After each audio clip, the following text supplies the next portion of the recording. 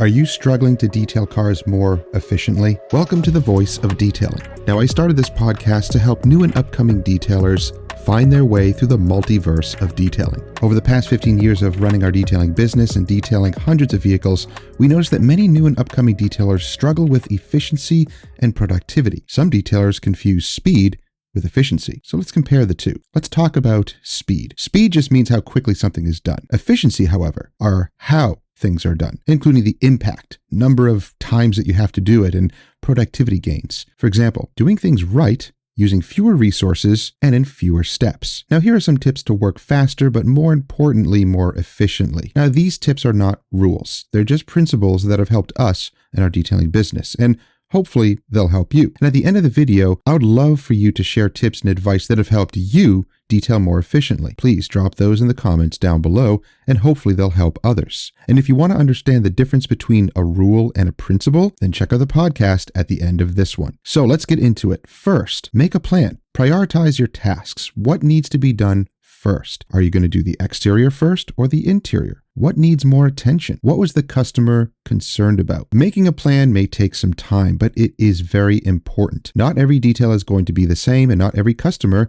is going to be the same either. Some are going to have certain needs and wants that you have to address. So even though you may have your set detailing services, they may change slightly. So make sure to be flexible with each customer. So determine what you're going to do first, and then make either a mental or a physical list of what you're going to do to this vehicle. That way you don't forget anything. Now, the second tip is organize your workspace and tools to minimize distractions. Set up your space with all of your chemicals and tools so you're not running around searching for items. Now, this for me is something that I have to work on all the time, because sometimes your day just gets kind of hectic and you may have tools and products laying all around. So you're running around trying to figure out what you need and where a certain chemical is, only to find out that it may actually be on the counter right next to you. So organize your workspace, and this will definitely help with efficiency. The third is batch tasks.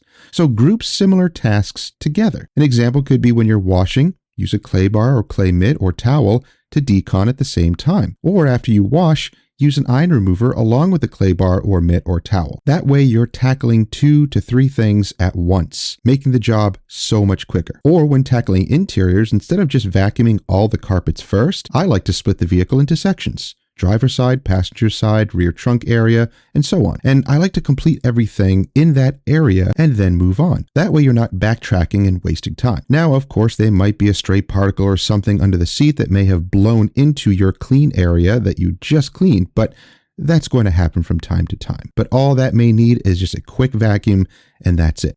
Fourth is take breaks. Yeah, that's right. Take breaks. Now you may think, well, that's slowing down, isn't it? Well, let's be reasonable here. Taking breaks is going to allow you to regroup and refocus. Step back and analyze what you've done and what needs to be done, and maybe go back to step 1. Plan your next move. You may realize that you're spending time cleaning something that is either damaged or not going to come out, so move on. Now, I call this resetting your eyes. Sometimes we literally clean too close to our faces and fail to step back and see the entire scope of work. And again, I've been guilty of this. So it depends on the level of service that you're performing, but take that into consideration. Step back sometimes and analyze the entire scope and reset your eyes, catch your breath a little bit, and then you can continue. Now, how is this different than speed? Well, let's think about it. Speed does not encompass all those important points just discussed. Speed is just doing something faster. That's it. No real plan of action, no proper steps, just go faster. Now, that's really not a way to run any business. With speed, mistakes can be made, sometimes big mistakes, and that can cost you in the long run. Efficiency involves deliberate actions, and 2 things are born from efficiency. Speed is one of them, but productivity is another. You'll make more money in less time. So let's just do a quick recap. Make a plan. Figure out what you're going to do first and what is more important, what needs to be done first. Next is organize your workspace. Get all of your chemicals and your tools ready to go. That way you're not wasting time running around. Batch tasks together.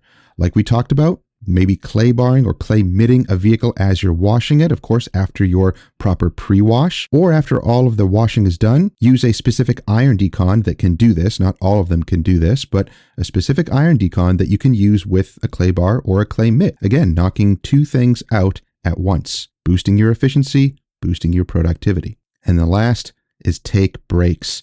Step back, analyze, and maybe go back to step one and plan your attack for the next section of the vehicle. That's going to help you to be able to not miss spots either, and hopefully remember what needs to be done. So keep these simple ideas in mind each time you detail a vehicle. It will help you become more efficient and it will boost your productivity. But still, you may ask, where do I start on a vehicle? What chemicals or methods are best, or what should I do first? Well, the next podcast, I'm going to discuss that. I'll see you next time.